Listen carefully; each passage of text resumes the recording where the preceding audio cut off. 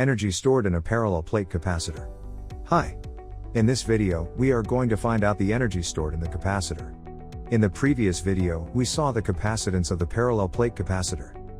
If you did not watch, make sure to watch that. Let's start. Let's say we have a parallel plate capacitor, and initially, there is no charge on it.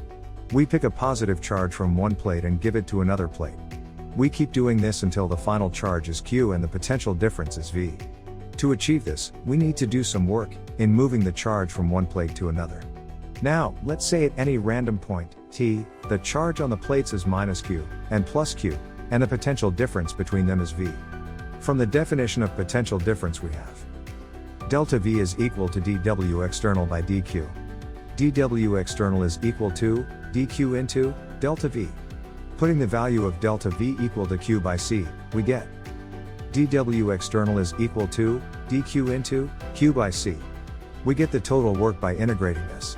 Therefore, integration of dW is equal to integration of Q into dQ by C from 0 to Q.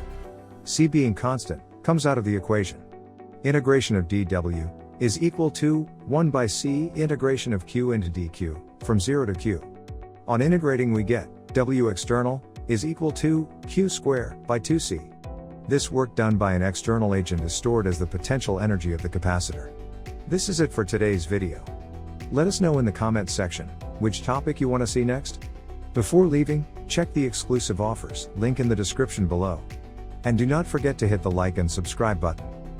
To find out more on the subject, continue watching the next video.